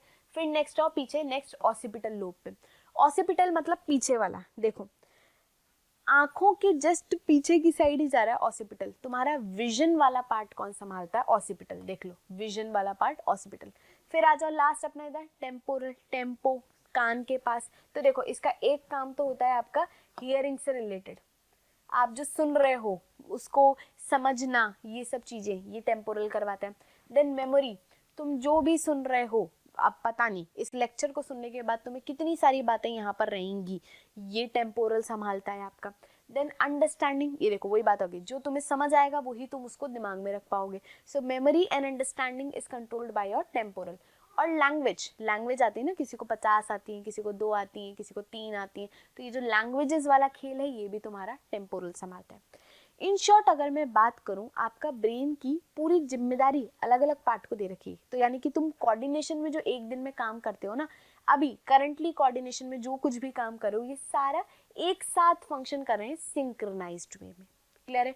अब आ जाओ लास्ट 2 वर्ड्स जो यहाँ पे लिख रहे हैं, motor cortex and sensory cortex. ये कुछ भी नहीं है, ओवरऑल जो भी दिन भर चलता रहता है, आपने कहीं हाथ रखा, कुछ रखा, जो भी इंफॉर्मेशन आती है और जाती है, ये associated area. In short this is your association area, आने जाने वाली इंफॉर्मेशंस को संभालना और उनमें एक लिंक क्रिएट करना, ये सब करता है, ठीक है। एक इंटरेस्टिंग बात जो ब्रेन की है वो ये होती है आपकी मेमोरी। तुमने कभी नोटिस किया, मतलब शायद तुम्हारे साथ भी ऐसा होता हो, मेरे साथ तो ऐसा बहुत बार होता है, बहुत सारी बार सोचना, मतलब ऐसा होता है कि हमने कुछ चीज़ पढ़ा, पढ़ने के बाद हमको ऐसा लगता है यार ये तो हमें बिल्कुल समझ आ चुका है, ये तो बिल्कुल क्रिस्टल क्लियर है, अब तो मैं इसको बता सकता हूँ, मैं समझा सकता हूँ, मैं क्वेश्चन कर सकता हूँ, ऐसी ऐसी बातें हो जाती हैं, ठीक। हम उससे रिलेटेड क्वेश्चन भी कर लेते हैं, सब कुछ कर लेते हैं, एकदम क्रिस्टल क्लियर हो जाता है। फिर थोड़े दिन बाद मुझे ऐसा लगने लग जाता है यार मुझे तो टॉपिक याद ही नहीं आ रहा। इन शॉर्ट, जैसे जिस दिन मैंने टॉपिक पढ़ा, लेट्स सपोज तुमने ये लेक्चर अभी देखा, अभी तुम्हारे दिमाग में सब कुछ रहेगा, आधे घंटे तक भी तुम्हें सब कुछ समझ आएगा, इनफैक्ट अगले दिन तक भी तुम कॉन्फिडेंट रहोगे इस टॉपिक में, और फिर ऐसा लगने लग जाएगा जैसे जैसे दिन बीते वो मेमोरी जाती जा रही है। ऐसा क्यों होता है तुम्हारे साथ? इसका रीजन है आपकी बॉडी या ब्रेन हर एक इंफॉर्मेशन को लेता है, मतलब ऑब्वियस ही बात है यार, तुम्हारे आसपास इतनी n नंबर ऑफ इंफॉर्मेशन है, उस n नंबर की इंफॉर्मेशन को वो सबसे पहले शॉर्ट टर्म मेमोरी में कन्वर्ट करता है। शॉर्ट टर्म मेमोरी का मतलब पता है, जो भी तुम आज पढ़ रहे हो वो तुम्हारी लॉन्ग टर्म मेमोरी नहीं बनने वाला है, it will form your short term memory. अगर तुम चाहते हो इस इंफॉर्मेशन को लॉन्ग टर्म मेमोरी में कन्वर्ट करना, then you need revision of the topic. तभी हम कहते हैं रिविजन करो ताकि आपको चीज ढंग से याद हो जाए। याद का मतलब हमारा ये होता है, लर्न वर्ड का मतलब होता है आप उसकी मेमोरी क्रिएट कर लो, और वो मेमोरी आप तभी क्रिएट कर पाते हो जब तुम उससे शॉर्ट टर्म से उसको लॉन्ग टर्म में ला पाओ, और शॉर्ट टर्म से लॉन्ग टर्म तभी आ पाती है जब आप चीज़ों को रिकॉल करते हो। एक और फनी बात होती है, हमें पढ़ाई में तो बहुत रिवीजन की ज़रूरत पड़ती है, this is a very big fact. चाहे आप हो, चाहे मैं हूँ, चाहे कोई भी हो, कोई भी इंडिविजुअल बंदा हो, पढ़ने के लिए उसको बस 10 बार रिवीजन चाहिए। बट फालतू की बातें हमें सारी याद रहती हैं, मतलब मुझे भी याद रहती है, तुम्हें भी याद रहती है, ऐसी फोकट जितनी भी बातें होंगी हमें सब कुछ याद रहती हैं, बिकॉज हम उसमें मन लगा के सुनते हैं। This is also a big fact. आपने जो भी पढ़ा वो आपको बिल्कुल क्रिस्टल क्लियर हो जाए, उसके लिए तुम उसके साथ मन लगाना ज़रूरी है। आप नोटिस करना, जब भी पढ़ाई करते हैं, पढ़ाई करने का एक सबसे बड़ा रूल होता है, सबसे पहले पढ़ते वक्त अपने फ़ोन के डिस्ट्रैक्शंस को हटाओ। Definitely you are studying on online mode, तो तुम ऐसा तो कर नहीं सकते फ़ोन को साइड में रख दो, बट फ़ोन से अपने अदर डिस्ट्रैक्शन मीडियम को ख़त्म करो। That means Facebook, Instagram, WhatsApp, ये सब डिस्ट्रैक्शन हटने चाहिए। क्योंकि अगर 20 मिनट की पढ़ाई के बाद अगर तुम 1 मिनट भी व्हाट्सएप खोलते हो तो तुमने जितना 20 मिनट में पढ़ा वो सारा तुम डिस्ट्रैक्शन के कारण खो देते हो। तो there should be a proper strategy, and जितनी भी डिस्ट्रैक्शन है उनको हटाओ, ऑटोमेटिकली चीज़ें शॉर्ट टर्म से लॉन्ग टर्म में कन्वर्ट होंगी। ठीक है, चलो आगे चलते हैं। ओके, अब नेक्स्ट आता है हमारा ऑल्फैक्टरी लोब्स। देखो, ऑल्फैक्टरी लोब क्या करते हैं, जो भी आप अपनी नाक से सूंघते हो, ये रही तुम्हारी नाक, मल्टीपल चीज़ें जाती हैं, ठीक है, यहाँ से इंफॉर्मेशन जाती है, यहाँ पे रिसेप्टर्स होते हैं, ठीक है। कौन से रिसेप्टर होते हैं हमारे? Olfactory receptors. आपके पास हर जगह पे रिसेप्टर है ना, तो नाक में आपके कौन से रिसेप्टर्स होते हैं? Olfactory receptor. Olfactory receptor information भेजते हैं तुम्हारे दिमाग तक, ठीक है। दिमाग सोच के बताता है यार छी बदबू आ रही है यहाँ पे, तो है ना, ये दिमाग बताता है यार ये वाह यार बहुत ही बढ़िया खुशबू है, ठीक, ऐसा होता है ना।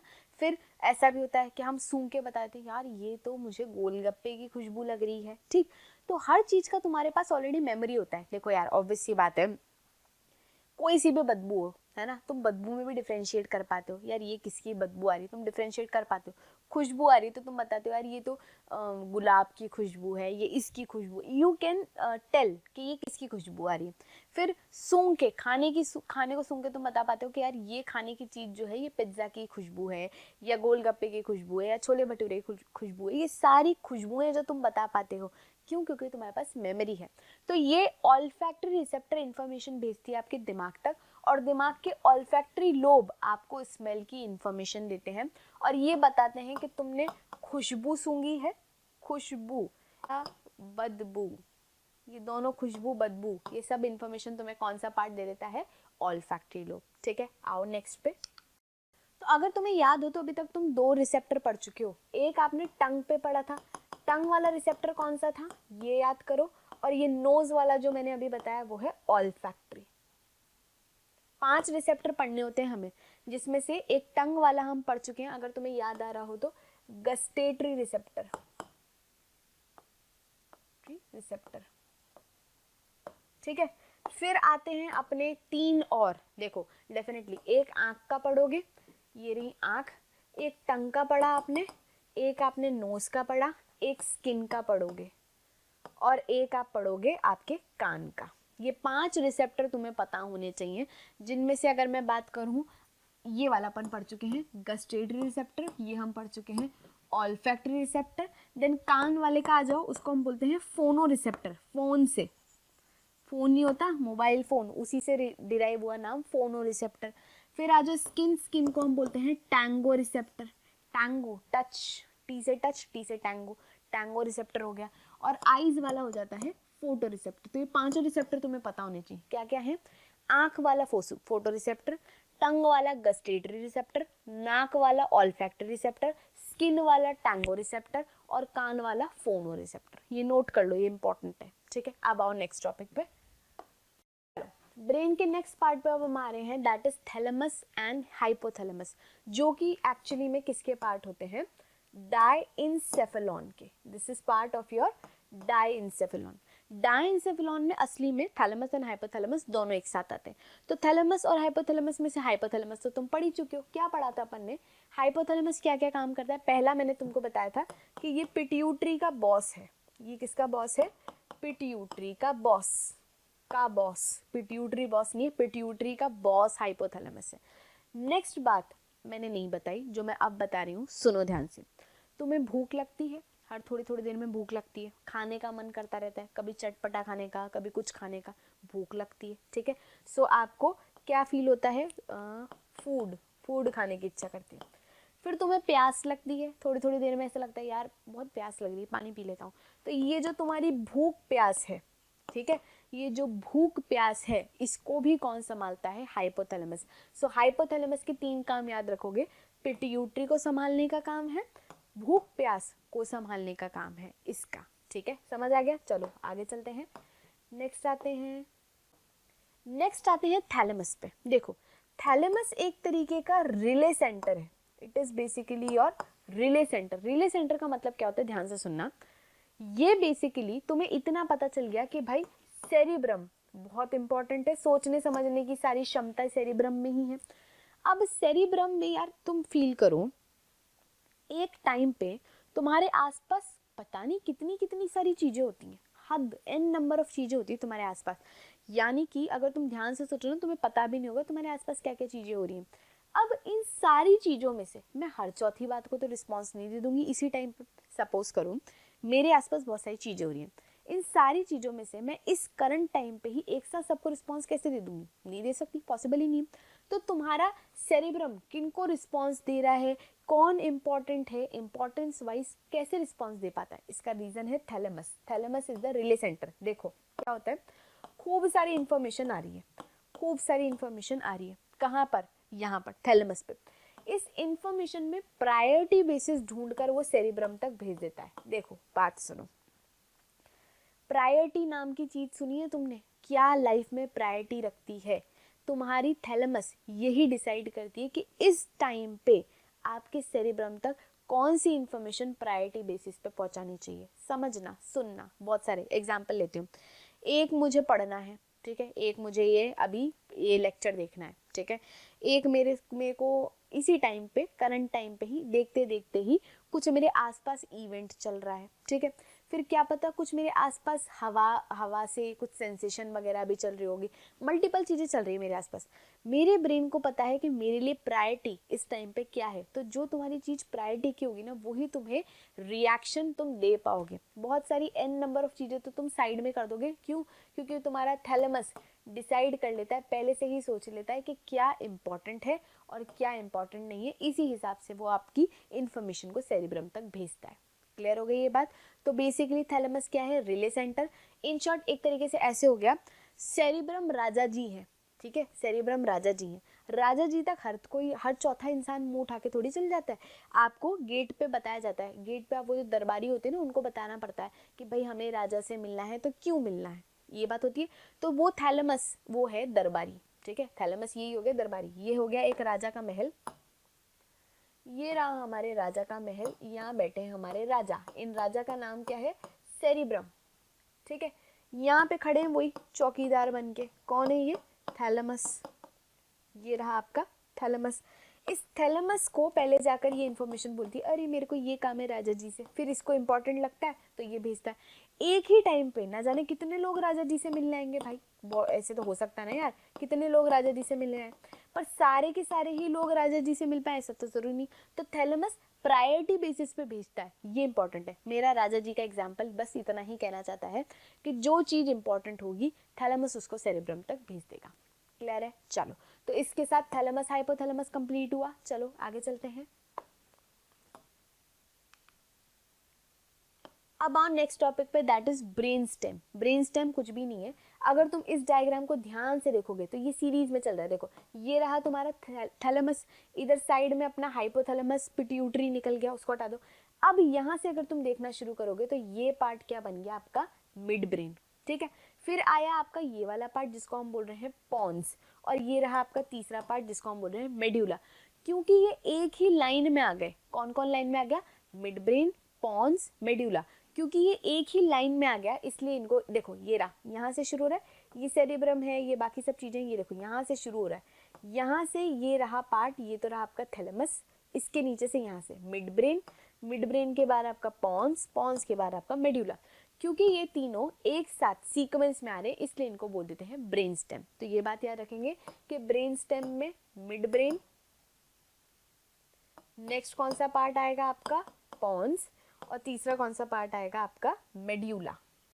मेड्यूला, ठीक है, ये तीनों बन जाते हैं आपका ब्रेन स्टेम। क्लियर है? पिक्चर सिंपल है, आगे चलते हैं। देखो आगे आ रहे हैं, अब हमें पॉन्स के बारे में पढ़ना है। पॉन्स के बारे में देखो, देखो ये सब तो अपन पढ़ चुके, फोर ब्रेन वगैरह के बारे में पढ़ चुके। मिड ब्रेन के बारे में मैं सिर्फ इतना ही कहना चाहती हूँ। देखो मिड ब्रेन के बारे में हमें ज़्यादा कुछ जानना नहीं है। मिड ब्रेन पहली बात तो हमारे फोर ब्रेन को हमारे फोर ब्रेन को हिंड ब्रेन से कनेक्ट करता है। वापस सुनो, आपका जो फोर ब्रेन है उसको हिंड ब्रेन से कनेक्ट करने का काम, एक पैसेज प्रोवाइड करने का काम किसका होता है? मिड ब्रेन का। उसके अपार्ट तुम दो चीजें ध्यान से सुनना, उसके अपार्ट ये दो चीजें सबसे ज्यादा इंपॉर्टेंट है। कभी कभी ऐसा होता है कि तुम कुछ चीज देख के रिफ्लेक्स एक्शन दे देते हो, ठीक है। एक है आपका विजुअल रिफ्लेक्स, ठीक है, एक आवाज का रिफ्लेक्स, तो एक हो गया साउंड रिफ्लेक्स। ये जो मैं बातें बता रही हूँ ना, ये तुम ध्यान से सुन लो मिड ब्रेन के बारे में। एक मैंने बोला देख के रिफ्लेक्स, बहुत सारी चीजें होती हैं यार। रात को आप चल रहे हो, सडनली तुम हर चीज सुन ले, मतलब वापस सुनो, रात को तुम चल रहे हो, ठीक है, रात को चल रहे हो, चल ही रहे हो, एकदम से तुम्हें धीरे धीरे पीछे से कुछ आवाज आ रही है, ठीक है, पीछे से आवाज आ रही है और तुम सडनली कुछ रिफ्लेक्स एक्शन दे दोगे। तुम्हें लगा होगा भूत भूत है और तुमने कुछ रिफ्लेक्स एक्शन दिया, तो तुमने सिर्फ आवाज के बेसिस पे रिफ्लेक्स एक्शन दिया, उसको साउंड रिफ्लेक्स बोलते हैं, ठीक है। कभी कभी आप लाइट के बेसिस पे भी रिफ्लेक्शन देते हो, कुछ देख के, जो विजुअल रिफ्लेक्स होते हैं वो भी अपन देखते हैं। क्या होता है, आप चल रहे हो, गाड़ी चला रहे हो, एकदम से आपने देखा ही तो सही ना, चीजें देख के आप रिफ्लेक्स दे देते हो ना, ऐसा ही तो होता है। तो वो जो देख के तुम रिफ्लेक्स देते हो, दैट इज विजुअल रिफ्लेक्स। ये दोनों रिफ्लेक्स कौन संभालता है? आपका मिड ब्रेन। क्लियर है? इतना याद रखना है मिड ब्रेन के बारे में। अब हम आगे चलते हैं नेक्स्ट आप पॉन्स के बारे में। देखो पॉन्स क्या संभालता है बेसिकली, ये आपका रेस्पिरेशन संभालता है। ये बेसिकली न्यूमोटेक्सिक सेंटर संभालता है आपका। असली में क्या होता है, ब्रीदिंग चल रही है तुम्हारी, ब्रीदिंग को संभालने का काम पॉन्स करता है डेफिनेटली। मेड्यूला का काम क्या होता है, देखो अब आपने पढ़ा पॉन्स, पॉन्स के जस्ट बाद जो नेक्स्ट पार्ट पढ़ोगे वो है मेड्यूला ऑब्लोंगेटा। मेड्यूला का काम क्या होता है, जितने भी इनवॉलेंट्री एक्शन है, क्या क्या इनवॉलेंट्री है, दिल धड़कना, किडनी का काम करना, लिवर का काम करना, पेट का काम करना, सारे इनवॉलेंट्री ऑर्गन्स जो काम कर रहे हैं उनको संभालने का काम किसका होता है? मेड्यूला। तो ये जितने भी इनवॉलेंट्री जो हमारी बॉडी के इनवॉलेंट्री एक्शंस होते हैं, इन सबको मेड्यूला संभालता है, ठीक है। तो ये डेफिनेटली इसी में रेस्पिरेशन भी आता है। कई बार ये बच्चे क्वेश्चन पूछते हैं, इसलिए मैं वापस एक्सप्लेन कर रही हूँ इसको। मेड्यूला रेस्पिरेशन भी संभालता है, बट रेस्पिरेशन की प्रॉपर रेगुलेशन के लिए हमें पॉन्स की जरूरत होती है। समझ आ गई बात तुमको? दो बात समझा रही हूँ मैं। मेड्यूला इनवॉलेंट्री एक्शन संभालता है, बट ब्रीदिंग रेट संभालने की जिम्मेदारी पॉन्स की होती है। क्लियर है, ये बात क्लियर हो गई। चलो अब आगे चलते हैं। इसके अपार्ट तुम्हें कभी कभी उल्टी आती है, वॉमिट का रिफ्लेक्स होता है, ठीक है। कभी कभी तुम्हें सडनली कफिंग होने लग जाती है, खांसने लग जाते हो तुम, ठीक है। फिर आप चीज़ों को निगलते हो कि नहीं निगलते, खाना खाते हो ना, फिर आप उसे स्वॉलो करते हो, तो ये तीसरी चीज करते हो। फिर आप क्या करते हो, कर दिया कि सब कुछ, हाँ, स्नीजिंग स्नीजिंग स्नीजिंग, छींकते हो। ये सारे जो रिफ्लेक्सेस हैं, तुम सोच के नहीं छींकते, मेरी इच्छा हो रही है यार, मूड हो रहा है छींकने का, चलो छींकूं, ऐसा नहीं होता। सो स्नीजिंग, कफिंग, तुम अपने आप अपनी इच्छा से कफिंग नहीं करते, खांसते नहीं हो अपनी इच्छा से। फिर वॉमिट तुम अपनी इच्छा से नहीं करते। देन अच्छा, सबसे इंपॉर्टेंट, यॉनिंग, उबासियां, दूसरों को देख के उबासियां आती हैं, लोगों को नींद आ रही है, उबासियां आ रही हैं। ये जो सारी चीजें हैं, इनको हम कौन संभालने की जिम्मेदारी, हमारी बॉडी का कौन संभालता है, कौन सा पार्ट, इट इज मेड्यूला, ठीक है। So medulla controls your yawning, vomit, coughing, swallowing, sneezing, ये सारी एक्टिविटी आपका मेड्यूला संभालता है। क्लियर है, चलो आगे चलते हैं। Now we come to spinal cord. Spinal cord में तो तुम्हें ज्यादा कुछ पढ़ना ही नहीं है। एक बात तुम याद रख लो, जो नर्व्स होती हैं, डेफिनेटली नर्व्स आपकी स्पाइनल कॉर्ड से कनेक्ट हो रही हैं, आपके ब्रेन से कनेक्ट हो रही हैं। तो जितनी नर्व्स आपकी ब्रेन से कनेक्ट होती हैं, उन्हें हम बोलते हैं क्रेनियल नर्व्स।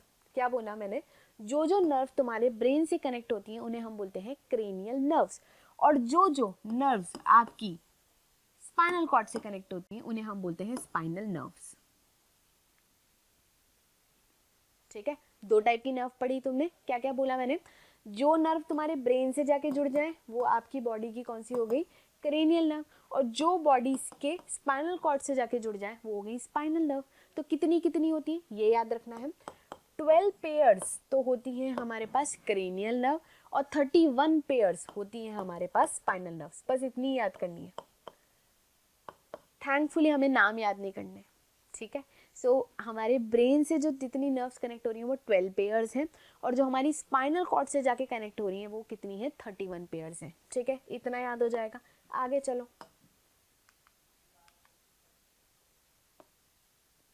ना स्पाइनल कॉर्ड क्या करता है, स्पाइनल कॉर्ड भैया एक तरीके से अगर मैं बोलूँ तो आपके ब्रेन का जूनियर है, सेक्रेटरी है। ये क्या करता है, देखो ये तुम्हें दिख रही है वर्टिबल कॉलम, ये क्या दिख रही है आपको, अपनी वर्टिबल कॉलम, जिसे हम प्यार से क्या बोलते हैं, बैकबोन, रीढ़ की हड्डी भी जिसे हिंदी में बोलते हैं।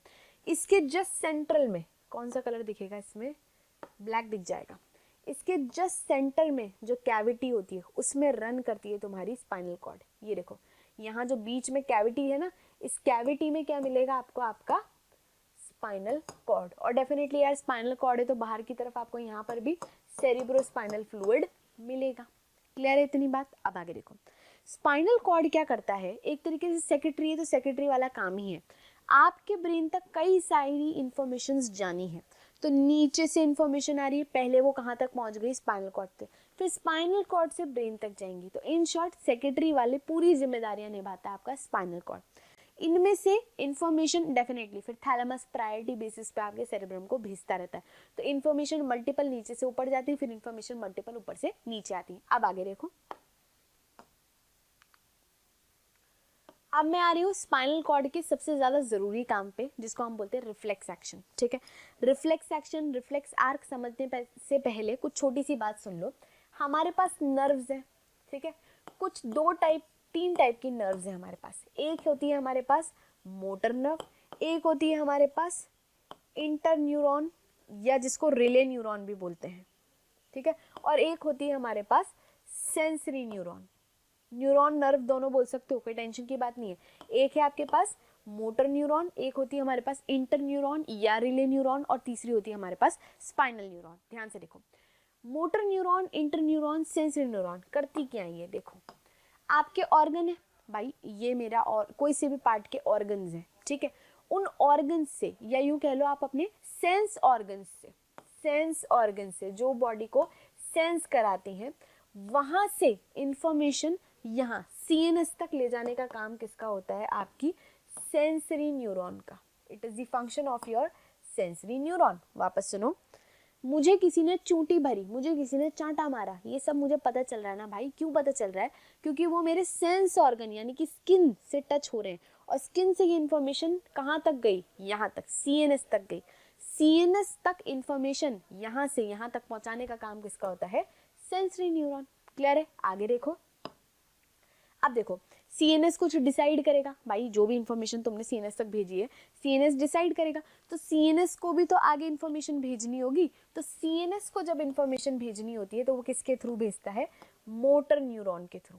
It sends it by motor neuron. और कहाँ तक जा रही है, जिस भी ऑर्गन से इसको बॉडी को काम कराना है, बॉडी के जिस ऑर्गन से ब्रेन को काम कराना है वहां तक इंफॉर्मेशन जाएगी। ठीक, अब आती है बात स्पाइनल कॉर्ड और ब्रेन के बीच में कोऑर्डिनेशन की। भाई ब्रेन और स्पाइनल कॉर्ड दोनों के बीच में कोऑर्डिनेशन होना जरूरी है ना।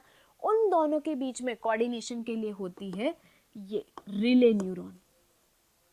रिले न्यूरॉन या फिर तुम इसे इंटर न्यूरॉन भी कह सकते हो। क्लियर है, सुने वापस से एक बार ये पिक्चर मैंने क्या बोली, मैंने कुछ भी नहीं बोला भाई। देखो अब तुम्हें समझ आ जाएगा। तुम्हें किसी ने चांटा मारा, किसी ने चट दे दिया एक बढ़िया वाला मस्त, ठीक है। ये पड़ा तुम्हें, कहाँ पे लगा, तुम्हारे सेंसरी ऑर्गन स्किन पे लगा। ये दर्द तुम्हारा फटाफट लेके भागेगा, कुछ दर्द हुआ, चांटा पड़ा, ये इन्फॉर्मेशन कौन लेके गया, सेंसरी न्यूरॉन लेकर गया तुम्हारे सीएनएस तक। सीएनएस में डेफिनेटली अगर तुम्हें चांटा यहाँ पड़ा, जहाँ भी पड़ा, ये इन्फॉर्मेशन पहुंची तुम्हारे सीएनएस तक। सीएनएस तक इन्फॉर्मेशन पहुंची, सीएनएस फटाफट सोचता है यार ये चांटा दिया किसने, इतनी जल्दी प्रोसेसिंग होती है, चांटा दिया किसने चलती है। अब देखो चांटा किसने दिया है उसके बेसिस पे तुम्हारा रिस्पॉन्स होगा। अगर ये चांटा तुम्हें तुम्हारे मम्मी पापा ने दिया है तो ब्रेन कहेगा बेटा खा ले, कोई ऑप्शन नहीं है तेरे पास, तू कुछ नहीं कर सकता। तो इन्फॉर्मेशन मोटर न्यूरॉन के पास आएगी और तुम सिर झुका के खड़े रहोगे। यही होगा ना, मोटर न्यूरॉन ने क्या करा, आपके हेड को नीचे कर दिया, भाई शर्मसार हो गए, तुम नीचे हो गए, बस खत्म बात। आगे देखो, चांटा पड़ा, इन्फॉर्मेशन सेंसरी न्यूरॉन लेकर भाग के गए ब्रेन तक, पता चला यार ये चांटा मेरे किसी बराबर वाले ने मारा है।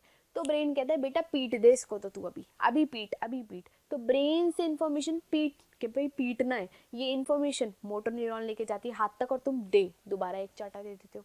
ठीक है, हो गई बात खत्म। अभी आपने चाटा खाया, इन्फॉर्मेशन गई तुम्हारे सीएनएस तक, कौन लेके गया है, सेंसरी न्यूरॉन। जैसे ही ब्रेन तक इन्फॉर्मेशन गई, ब्रेन को पता चला अच्छा ये तो किसी छोटे ने मारा है मुझे, ओ इतनी भारी बेइज्जती। ब्रेन कहता है इसको तो कूट डाल बेटा, इसको तो बहुत ही बढ़िया से पीट। तो हमारे छोटे भाई बहनों के साथ ऐसे ही करते हैं ना लोग, छोटे भाई बहनों को बहुत ही मस्त पीटते हैं। तो क्या होता है, उनका मोटर न्यूरॉन इन्फॉर्मेशन लाता है कि भाई इसको तो खूब पीट, इसको तो और आराम से पीट। तो ये जो तुम्हारे बदलाव में डिफरेंस आया, ये किसने सोचा, तुम्हारे ब्रेन ने। और तुम्हारे एक्शंस जो तुमने दिए वो कौन लेकर आया इन्फॉर्मेशन, मोटर न्यूरॉन ने। ठीक है, इस ड्यूरेशन में स्पाइनल कॉर्ड और स्पाइनल कॉर्ड और ब्रेन के बीच का जो कोऑर्डिनेशन था वो किसने संभाला, इंटर न्यूरॉन या रिले न्यूरॉन ने। क्लियर है ये बात, चलो आगे चलते हैं।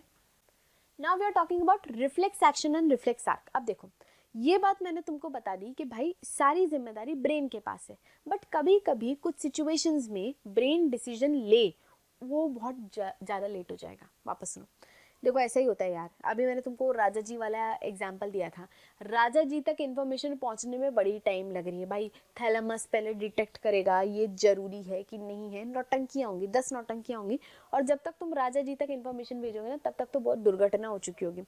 ऐसी सिचुएशन में राजा कहता है ना कि भाई मंत्री तुम्हारे पास थोड़ी सी पावर है, तुम संभाल सकते हो। तो एक्चुअली में ब्रेन की सेक्रेटरी कौन है, स्पाइनल कॉर्ड।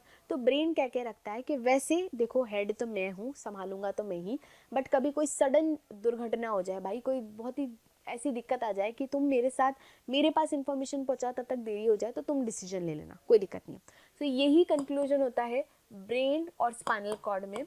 ब्रेन बॉस है, ब्रेन कहता है देखो मेन जिम्मेदारी मेरी ही है, मैं ही डिसाइड करूंगा सब कुछ, तो तुम मेन जिम्मेदारी जहां जहां आए मैं ही सोचूंगा। पर कभी ऐसी सिचुएशन आ जाए जहां पे मेरे तक इंफॉर्मेशन पहुंचने में लेट हो सकता है, तो तुम संभाल लेना थोड़ी थोड़ी जिम्मेदारी। तो स्पाइनल कॉर्ड को कुछ मैजिकल पावर्स दी गई हैं, ठीक है, वही तुम्हें मैं समझाने की कोशिश कर रही हूँ। देखो बॉडी के पास हर समय इतना समय नहीं होता कि भाई हमेशा इन्फॉर्मेशन बहुत आराम से सोच के दी जाए।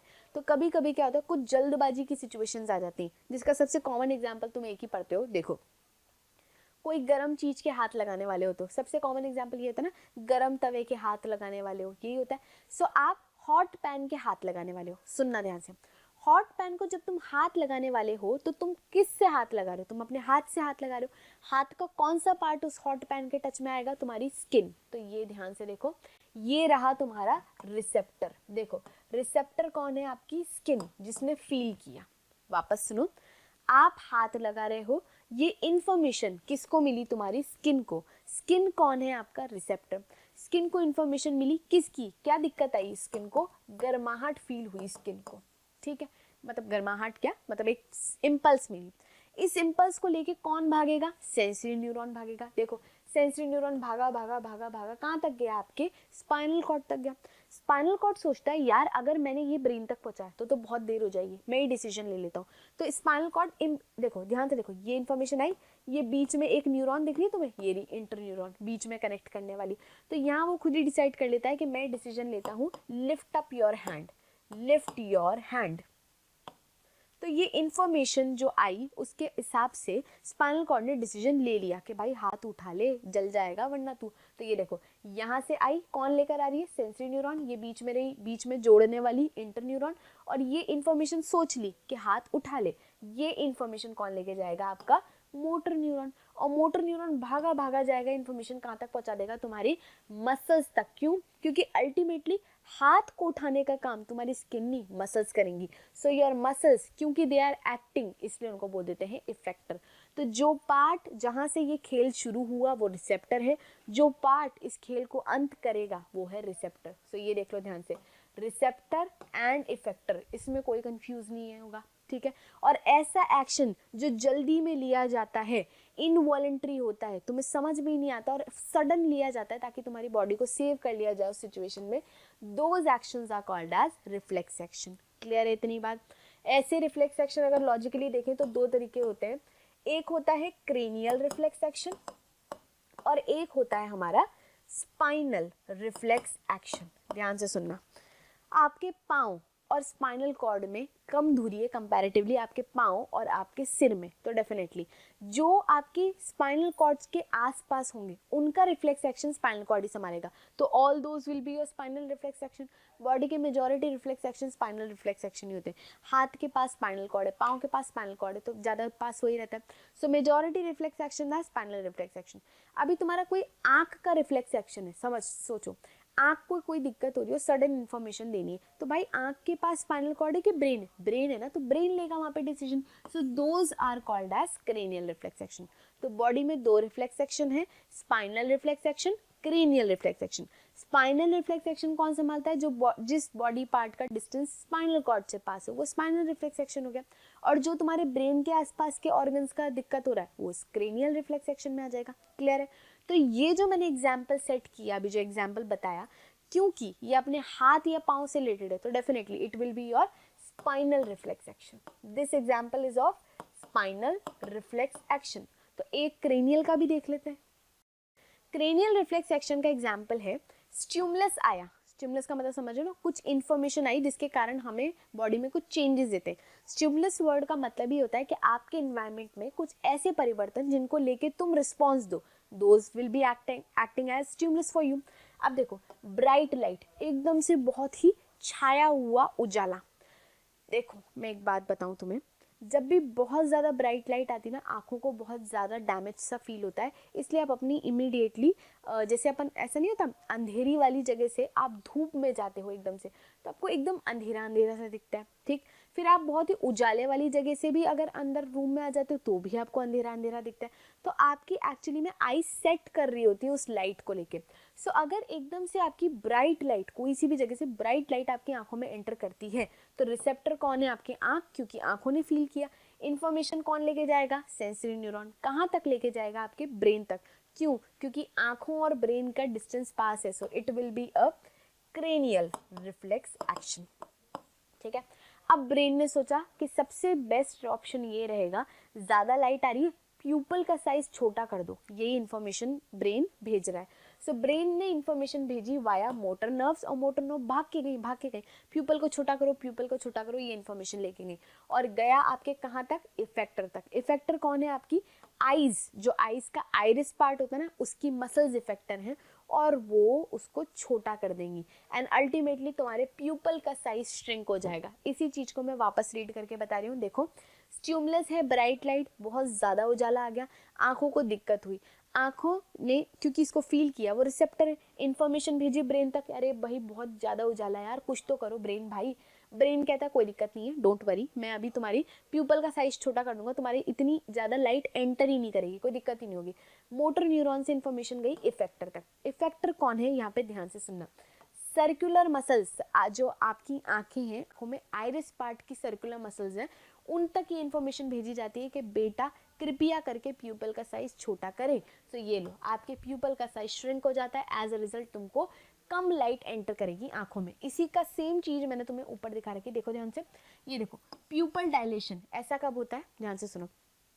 तुम गए नॉर्मल जगह से एक अंधेरी वाली जगह में चले गए, अंधेरी वाली जगह में ऑलरेडी लाइट बहुत कम है, लाइट बहुत कम है तो तुम्हें क्लियर दिखेगा नहीं। इस टाइम पे आपके प्यूपल को थोड़ा बड़ा होना पड़ेगा ताकि तुम्हारी आंखों में ज़्यादा से ज़्यादा लाइट एंटर करे और तुम चीज़ों को क्लियरली देख पाओ। समझ गए? ऐसा तब हो सकता है जब तुम रात को जा रहे हो और एक अंधेरे कमरे में घुस रहे हो, तो तुम्हारी आंखों का प्यूपल साइज बड़ा हो जाएगा। ध्यान से देखो, इधर देखो, ये रही आंखें, ये डिम लाइट, और देखो आंखों का प्यूपल साइज बड़ा हो गया। तो ये क्यों हो पा रहा है, क्योंकि भाई तुम्हें ज़्यादा देखने की इच्छा नहीं, मतलब ज़्यादा लाइट अंदर एंटर करवाना चाहते हो। आगे देखो, प्यूपल कॉन्ट्रैक्शन, कॉन्ट्रैक्शन का मतलब छोटा। जब बहुत ज़्यादा ब्राइट लाइट एंटर करे ना, तो प्यूपल को उस टाइम पे छोटा होना ज़रूरी है ताकि कम से कम लाइट एंटर करे और आंखें सेफ रहें। तो देखो, ये रहा, आप प्यूपल का साइज देखो इस टाइम पे छोटा हो गया। तो ये जो तुमने अभी एग्जाम्पल देखा, this is example of cranial reflex action. So reflex action अपन समझ चुके, और अब एक लास्ट टर्म जो अपन को समझनी है वो है रिफ्लेक्स आर्क। ये जो सीक्वेंस आप देख रहे हो ना, ये राइट स्टार्टिंग फ्रॉम हेयर और एंडिंग हेयर, इस सीक्वेंस को ही हम क्या बोलते हैं, रिफ्लेक्स आर्क। तो आप समझ गए, रिफ्लेक्स एक्शन तो जो तुम एक्शन ले रहे हो, आर्क का मतलब होता है जो पैसेज तुम फॉलो कर रहे हो। समझ आ गया?